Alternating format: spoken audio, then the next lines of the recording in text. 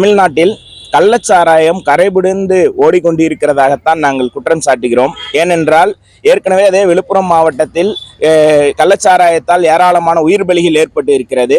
அதே சமயத்தில் ஒன்றுபட்ட விழுப்புரம் மாவட்டத்திலிருந்து பிரிந்த கள்ளக்குறிச்சி மாவட்டத்தில் இன்றைக்கு 100க்கும் மேற்பட்டோர் கள்ளச்சாராயம் அருந்தி மிகப்பெரிய அளவிற்கு பாதிப்புள்ளாகி 50க்கும் மேற்பட்டோர் உயிரிழந்திருக்கக்கூடிய ஒரு மோசமான சூழல் ஏற்பட்டு இருக்கின்றது. இந்த கள்ளச்சாராயத்தில் மெத்தனால் கலந்த அந்த எரிசாராயம் என்பது அந்த மக்கள் அறிந்திருப்பதாக நமக்கு தெரிய வருகிறது.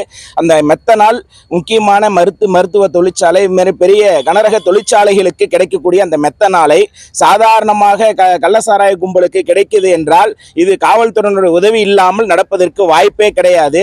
இது காவல்துறையும் அந்த பெரிய பெரிய நிர்வாகம் ஆலை முதலாளிகளும் இல்ல அந்த மெத்தனாலை உற்பத்தி செய்யக்கூடிய தொழிற்சாலையும் கூட்டு களவாணித்தனம் செய்து இன்றைக்கு மக்களுடைய உயிரோடு விளையாண்டு கொண்டிருக்கிறார்கள் என்று நாங்கள் குற்றம் சாட்டுகிறோம். எனவே தமிழக அரசு உடனடியாக இந்த மெத்தனால் உற்பத்தி செய்யக்கூடிய தொழிற்சாலைக்கும் அதை வாங்கி பயன்படுத்தக்கூடிய தொழிற்சாலைக்கும் உரிய கட்டுப்பாட்டை விதிக்க வேண்டும் என்று நாங்கள் கேட்டுக்கொள்கின்றோம். தங்கு தடையில்லாமல் சாராயமும் தங்கு தடையில்லாமல் கஞ்சாவும் தமிழ்நாட்டில் பெரும் புலக்காட்டத்தில் இருப்பதாக நாங்கள் குற்றம் சாட்டுகிறோம். இதனால் ஏராளமான இளைஞர்களுடைய வாழ்க்கை மிகப்பெரிய அளவிற்கு சீரழித்துக் கொண்டிருக்கின்றது. தினம்தோறும் குற்ற சம்பவங்கள் அரங்கேறி கொண்டே இருக்கின்றது. இதற்கெல்லாம் காரணம் இந்த மது போதை. இதை ஒழிப்பதற்கு தமிழக அரசு உடனடியாக நடவடிக்கை எடுக்க வேண்டும் என்று நாங்கள் கேட்டுக்கொள்கின்றோம்.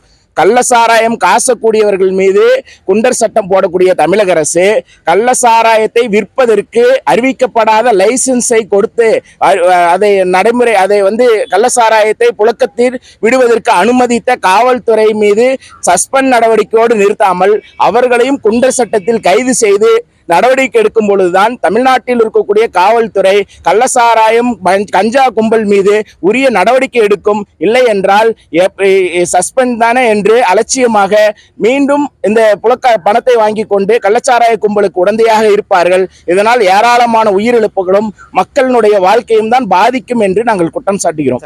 நிகழ்ந்த கள்ளச்சாராய சாவானது மிகவும் துரதிருஷ்டமானது, மிகவும் துயரமானது. ஏறக்குறைய 50 நபர்களுக்கு மேற்பட்ட உயிரிழந்த செய்தியை கேட்டும் பொழுது தமிழகம் ஏன் இந்தியாவே கொதித்தெழுந்துள்ளது. இது போன்ற ஒரு துயர சம்பவங்கள் இனியும் நடைபெறாமல் அரசு தக்க நடவடிக்கைகள் எடுத்து கள்ளச்சாராய காய்ச்சுதல், விற்பனை செய்தல், அதை பருகுதல் ஆகியவர்களை கடுமையான தண்டனைக்கு உட்பட்டு இது ஒரு முன்னுதாரணமாக எடுத்துக்கொண்டு இது போல ஒரு சம்பவங்கள் மீண்டும் நடைபெறாமல் காக்க வேண்டியது அரசினுடைய கடமையாகும்.